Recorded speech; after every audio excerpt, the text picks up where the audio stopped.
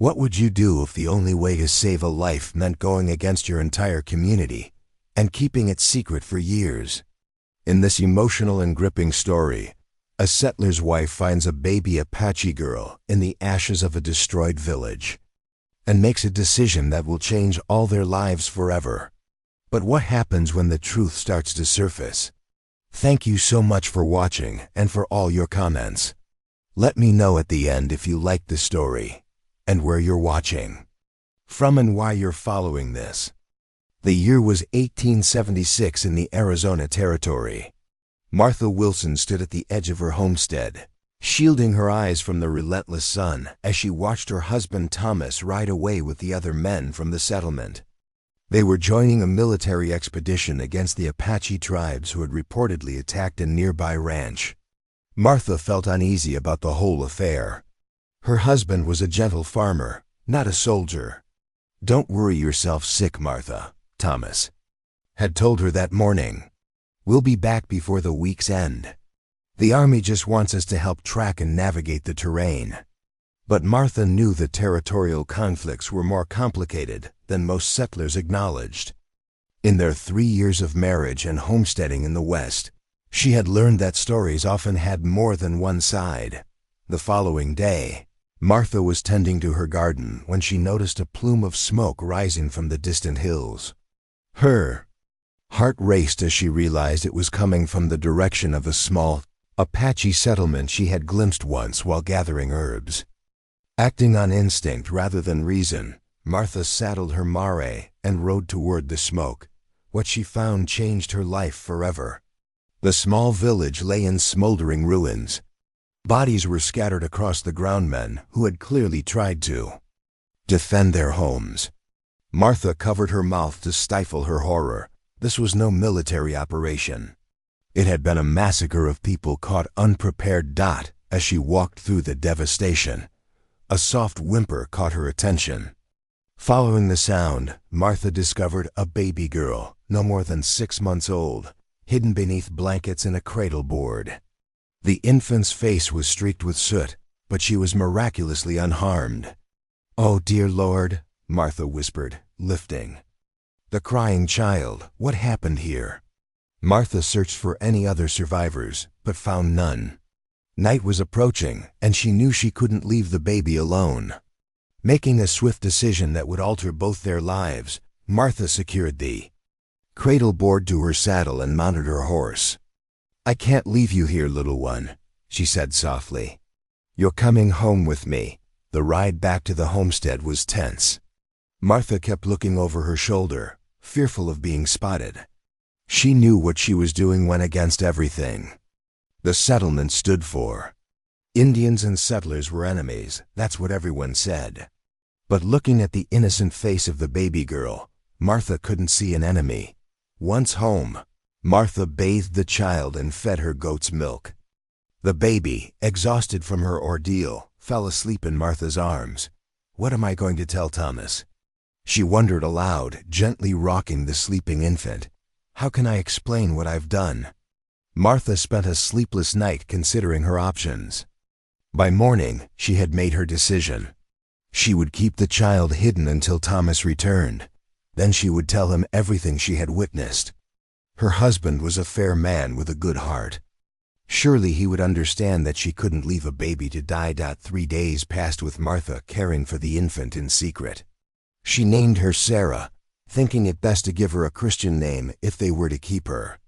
The baby was quick to smile despite her trauma, and Martha found herself growing attached with each passing hour. On the 4th day, Martha heard horses approaching. Hurriedly, she placed Sarah in a hidden space beneath the floorboards that they used for storing preserves. During the hot summers, she had prepared a soft bed there and placed milk within reach. "I'll come for you as soon as I can, little one," she promised, her heart pounding as she closed the trapdoor and smoothed the rug over it. Thomas returned with a grim expression. The men looked exhausted and troubled as they dismounted in front of various homes. "What happened?" Martha asked as Thomas entered their cabin. "It was awful, Martha," he said, slumping into a chair. "The army. They didn't just want our help tracking. They led us to an Apache village and ... His voice broke. Women and children, Martha. There were women and children there. Martha's blood ran cold. Did you ... No, Thomas said firmly. I couldn't. Some of the men from town joined in, but I couldn't do it. I tried to stop them, but he buried his face in his hands. I've never seen such senseless killing. Martha knelt beside him, her heart racing. Thomas, there's something I need to tell you. She revealed everything, finding the village, discovering Sarah, bringing her home. Thomas listened in stunned silence. Where is she now? He finally asked. Martha led into the trapdoor and lifted. Sarah looked up at them with wide, dark eyes. Thomas stared at the baby for a long moment before reaching down to lift her up. She has no one left? He asked softly. No one, Martha confirmed. Her people are gone. Thomas held the child awkwardly but gently. If anyone finds out ... I know, Martha said. But I couldn't leave her there, Thomas. I just couldn't. He looked at his wife, then back at the baby. No, you couldn't.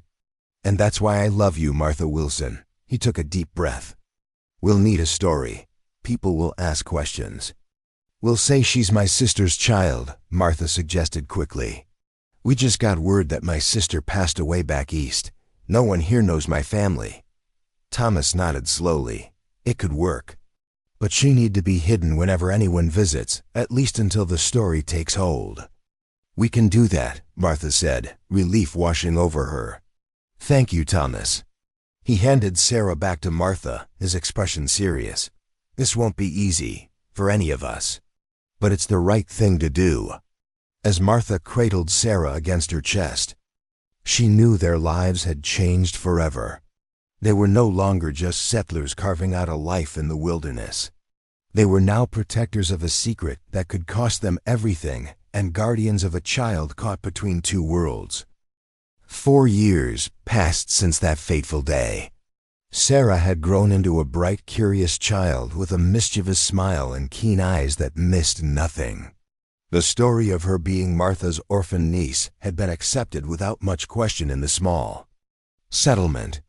Still, the Wilsons remained cautious, keeping largely to themselves and limiting Sarah's interactions with other settlers. On a crisp autumn morning, Martha watched Sarah playing in the yard with a rag doll Thomas had crafted for her. Last Christmas. The child's dark hair gleamed in the sunlight, a stark contrast to Martha's fair complexion and Thomas's reddish-brown hair. She's getting too noticeable, Thomas remarked, coming to stand beside his wife at the window. Mrs. Benson asked me yesterday why Sarah doesn't look like either of us. Martha's stomach tightened. What did you tell her? That she takes after your side of the family, Thomas replied. But people are starting to talk, Martha. They're wondering why we keep her so close to home, why she doesn't join the other children for lessons. She's still young, Martha argued. Many families keep their children home until they're older, Thomas sighed. We can't protect her forever. Sooner or later, she need to go to school, make friends. Martha knew he was right, but fear gripped her heart. What would happen if people discovered the truth? Arizona Territory in 1880 was still a dangerous place for an Apache child. Their conversation was interrupted by the sound of approaching horses. Thomas peered out the window. It's Sheriff Dawson with some men I don't recognize, he said tensely. Martha, take Sarah inside now. Martha hurried outside, calling to Sarah with forced cheerfulness. Time to come in, sweetheart. Let's work on your reading. The child looked up, her dark eyes immediately registering the tension in Martha's voice. Without question, she gathered her doll and ran to Martha's side, slipping her small hand into her mother's. Inside, Thomas instructed Sarah to go to her room while they spoke with the visitors. The child obeyed, but Martha could see the questions in her eyes. Sheriff Dawson dismounted, followed by 3 hard-looking men in dusty clothes. Morning, Wilson, he called. Got some men here tracking the band of Apache that hit a stagecoach near Tucson. Thought you might offer them some water and directions. Thomas stepped onto the porch, his posture casual but his eyes alert. Of course, happy to help.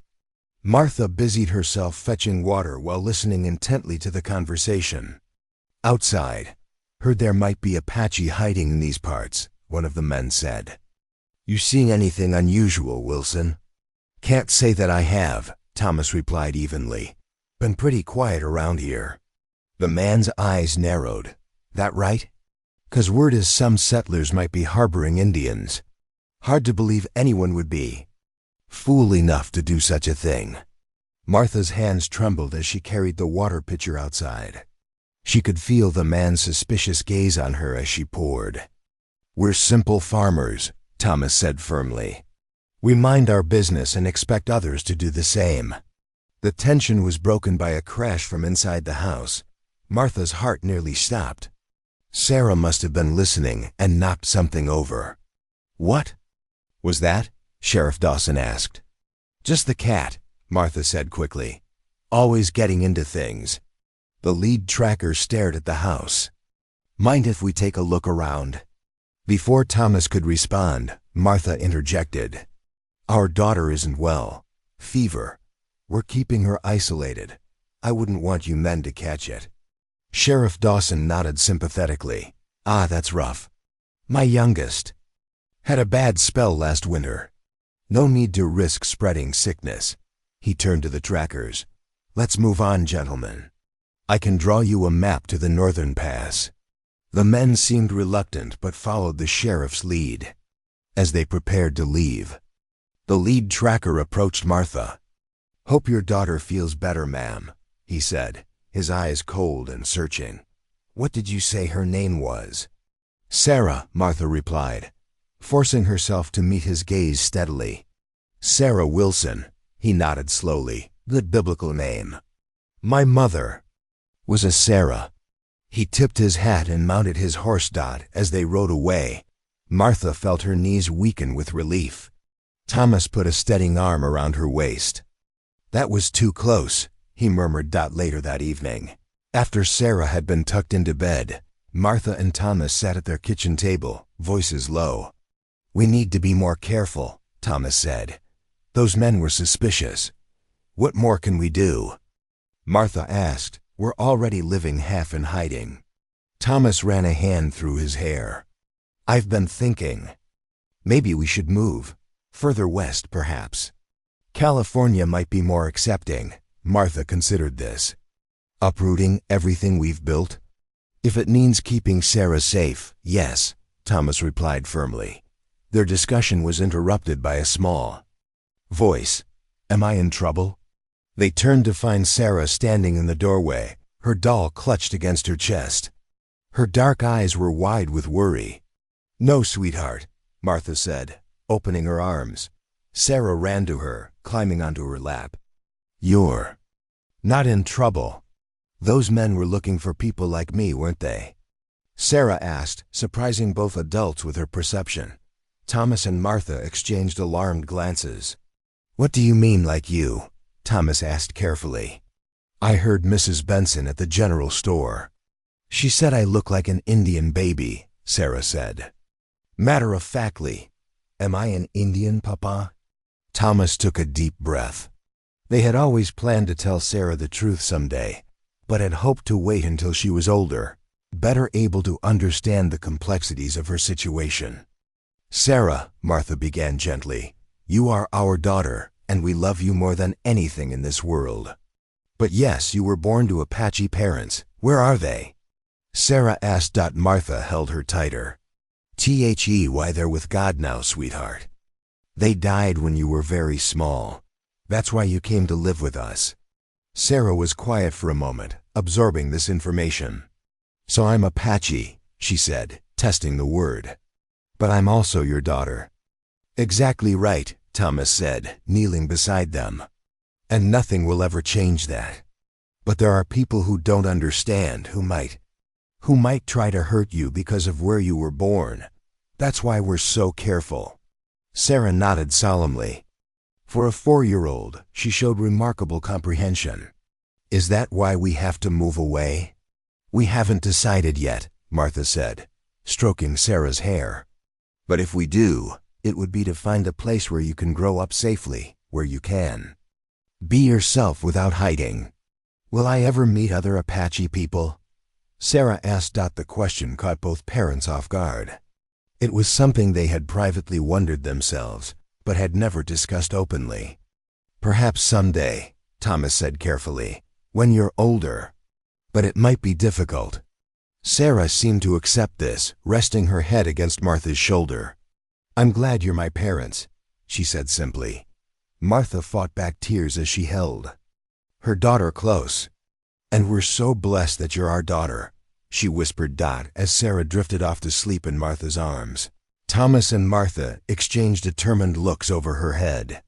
They would do whatever was necessary to protect this child who had become the center of their world, even if it meant leaving everything behind and starting anew. Spring 1885 brought new beginnings for the Wilson family. After months of planning and preparation, they had finally made the arduous journey to Northern California, settling in a small community near the coastal forests where Thomas had secured work at a lumber mill. Their new home was modest but sturdy, nestled at the edge of town where the forest began to thicken. 9-year-old Sarah stood in the yard of their new home, breathing in the unfamiliar scent of ocean air mixed with pine. She was taller now, her movements graceful and sure as she explored their surroundings. The journey west had been difficult but exciting, filled with new sights and experiences that had awakened her curiosity about the wider world. "What do you think of our new home, Sarah?" Martha asked, coming to stand beside her daughter. "It's beautiful," Sarah replied, her dark eyes taking in the towering redwoods in the distance. "But it's so different from Arizona."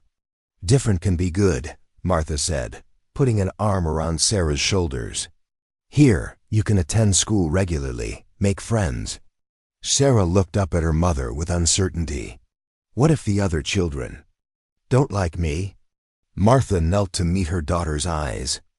"They'll love you because you're smart and kind. Just remember what we discussed." "If anyone asks—" "I know," Sarah interrupted. "My father was a Spanish trader who married you in Arizona. He died when I was a baby." She recited the story they had carefully constructed over the past year, a tale designed to explain her appearance without revealing her Apache heritage. Martha nodded, hating the necessity of the deception but understanding its importance for Sarah's safety. Even in California, prejudice against Native Americans ran deep.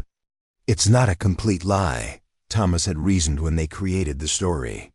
"It gives her a heritage she can claim without putting her in danger." The following Monday, Sarah attended her first day at the local school.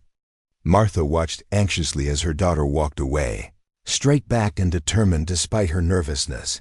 When Sarah returned that afternoon, her expression was difficult to read.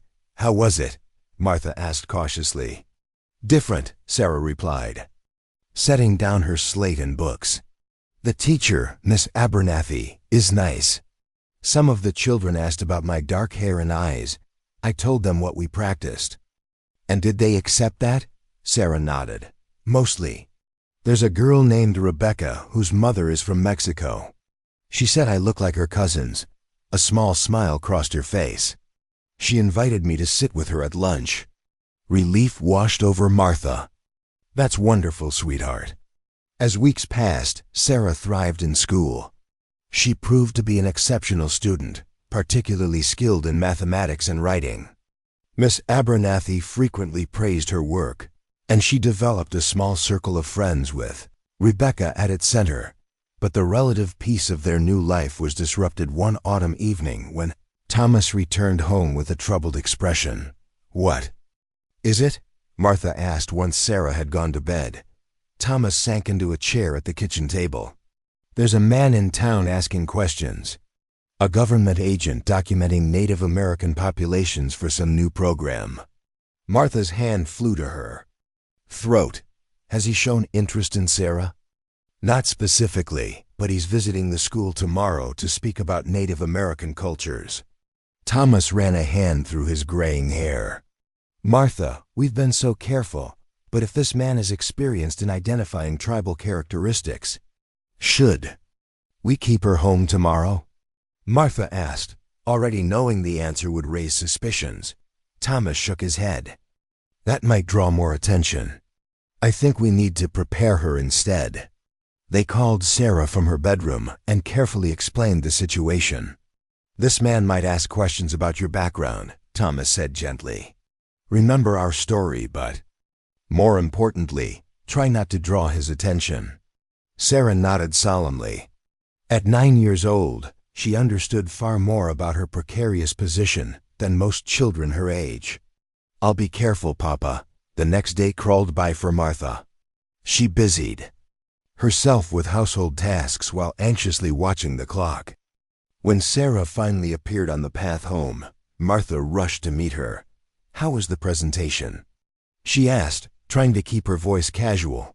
Interesting, Sarah replied thoughtfully. The agent, Mr. Beaumont, showed photographs of different tribes. He talked about government schools where Indian children learn to be more like white people. Martha's heart constricted. Did he speak to you directly? Sarah nodded. He asked where my family came from. I told him about my Spanish father, like we practiced. Then Rebecca jumped in and started talking about her Mexican heritage, and he seemed to lose interest in me. Martha sent a silent prayer of thanks for Sarah's quick-witted friend. That evening, Thomas returned with news that Mr. Beaumont had moved on to another town. The immediate danger had passed, but the incident left a lasting impression on all of them. A few nights later, Martha found Sarah sitting alone on the porch steps, gazing at the stars. What are you thinking about? Martha asked, settling beside her daughter. The Apache, Sarah said quietly.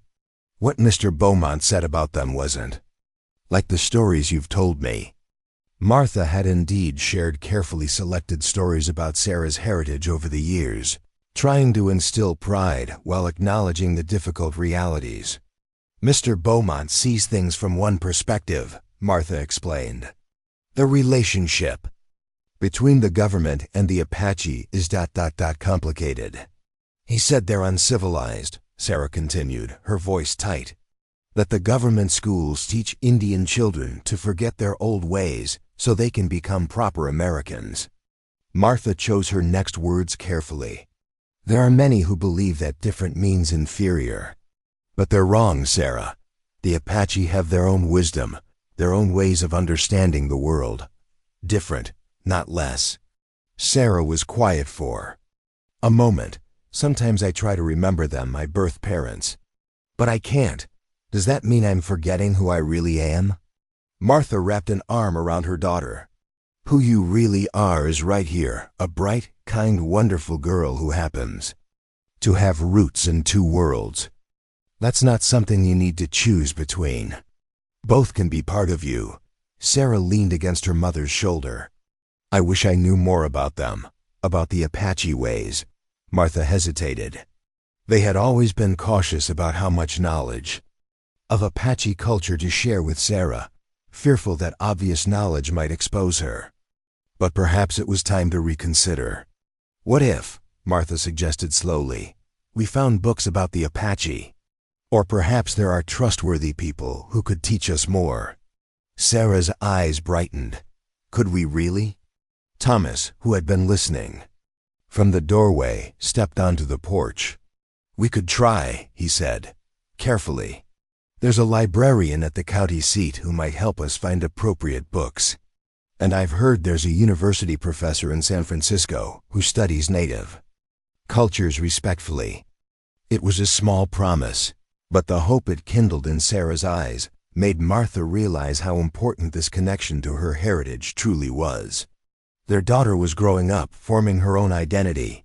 They couldn't shield her from the truth forever, nor should they. We'll find a way, Martha promised, hugging Sarah close. Together. Later that night, as Martha and Thomas prepared for bed, she voiced the concern that had been growing in her mind.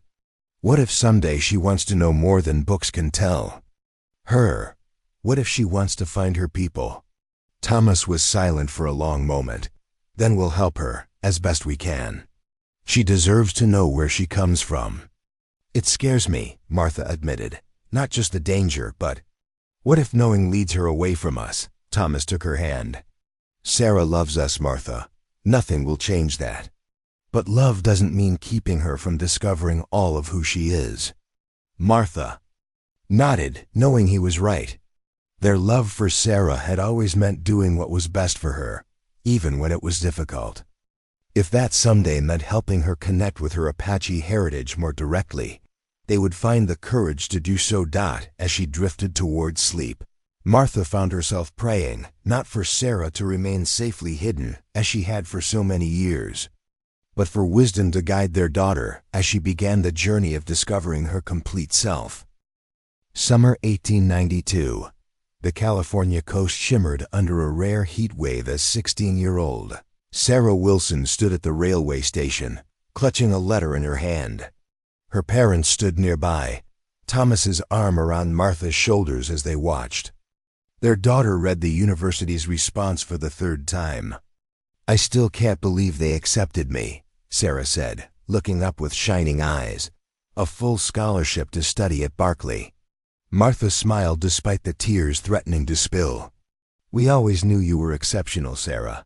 Your teachers have been saying it for years. It was true." Sarah had consistently been at the top of her class, showing particular aptitude for languages and history. When her high school teacher had suggested she apply to the university, it had seemed an impossible dream. Few women attended college, and fewer still received scholarships, but Sarah had proven exceptional in more ways than one. Her application essay on the linguistic connections between European and indigenous American languages had caught the attention of Professor William Hammond, a leading scholar in comparative linguistics. Professor Hammond says he's particularly interested in my perspective on Native American language preservation, Sarah said, folding the letter carefully. "He doesn't know about my heritage, of course, but ... She left the thought unfinished, but they all understood. Over the years, Sarah had discreetly expanded her knowledge of Apache culture and language through books and correspondence with scholars. She had maintained the story of her Spanish father in public, but her academic interests had allowed her to explore her true heritage through scholarly pursuits. "When do you leave?" Thomas asked, his voice rough with emotion. 3 weeks, Sarah replied. "Classes begin in September." The railway station bustled around them as they absorbed this reality. Their daughter, the secret they had protected for 16 years, was stepping out into the world on her own. Later that evening, as Sarah packed her trunk in her bedroom, Martha sat on the edge of the bed, watching her daughter sort through books and papers. "Are you nervous?" Martha asked. Sarah paused, considering. "Yes," she admitted, "but excited too. I'll finally be able to study native languages and histories formally." She sat beside her mother. "I've been thinking about something." "Though, what is it, sweetheart?" Sarah took a deep breath. "At the university, I'll be meeting scholars who know a great deal about native tribes. What if I told the truth about who I am? Not to everyone, but to Professor Hammond, perhaps." Martha felt a familiar fear rise in her chest. "Sarah, you know the risks. Even in California, there's prejudice against Indians. But things are changing," Sarah insisted. "There are native students at some universities now. And I wouldn't tell everyone just Professor Hammond. He's dedicated his life to preserving native languages and advocating for indigenous rights." Martha wanted to object, to insist on the caution they had practiced for 16 years. But looking at her daughter, intelligent, determined, and increasingly aware of her unique position, she realized Sarah was no longer a child to be protected at all costs. "You'll need to discuss this with your father as well," Martha said finally. "But, Sarah, if you decide to reveal your heritage to Professor Hammond, please be absolutely certain of his character first." Sarah nodded solemnly. "I would be careful. I'm tired of hiding part of who I am." That night, Sarah shared her thoughts with Thomas, who listened thoughtfully before responding. "I understand your desire to be truthful," he said. "But consider this, once spoken, the truth cannot be taken back. Be sure before you share it." "I will be," Sarah promised. The days before Sarah's departure passed in a flurry of preparation and suppressed emotion.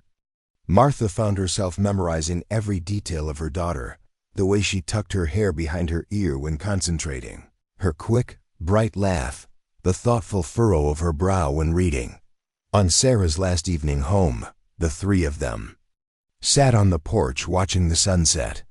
Thomas cleared his throat, drawing their attention. "We have something for you," he said, handing Sarah a small wooden box. She opened it carefully. Inside lay a silver pendant on a chain, intricately worked with symbols that Sarah immediately recognized as Apache. "How did you?" she began, lifting it with reverent fingers.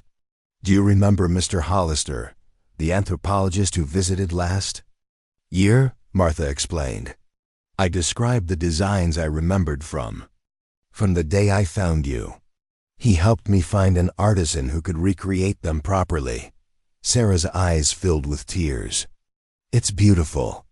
We wanted you to have something that connects you to your birth family," Thomas said. "Something authentic." Sarah slipped the chain over her head, the pendant resting against her heart. "Thank you," she whispered. "There's something else," Martha said, reaching into her pocket. She withdrew a folded paper, yellowed with age.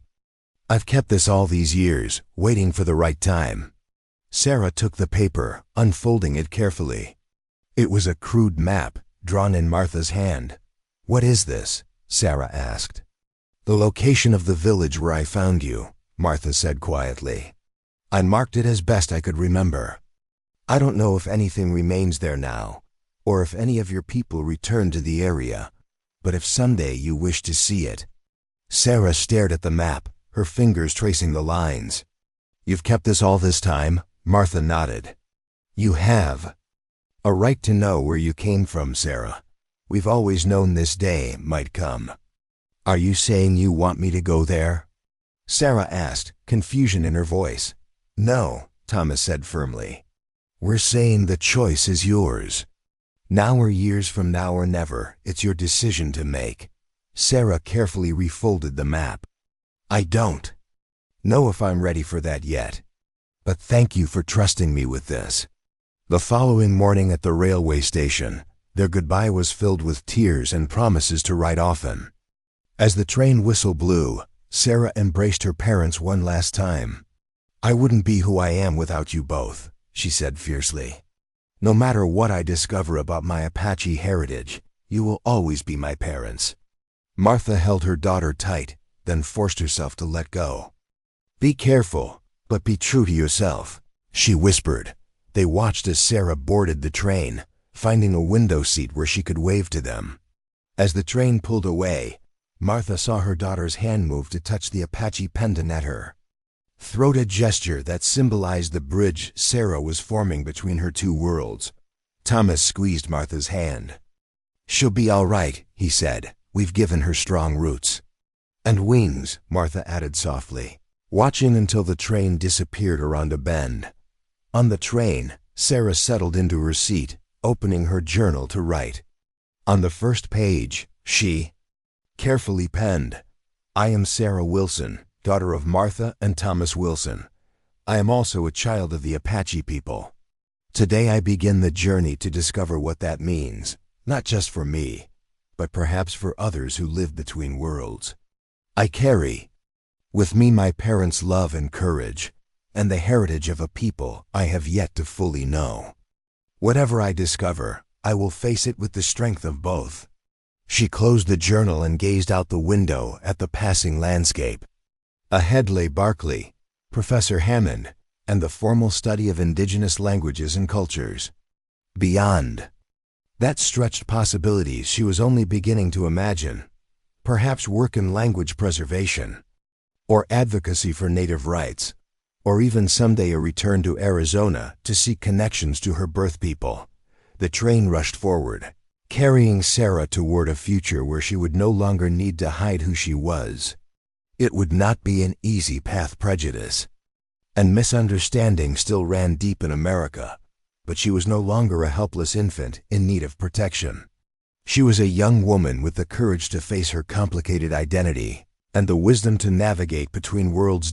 As the California coastline came into view, Sarah smiled. She was ready for whatever lay ahead.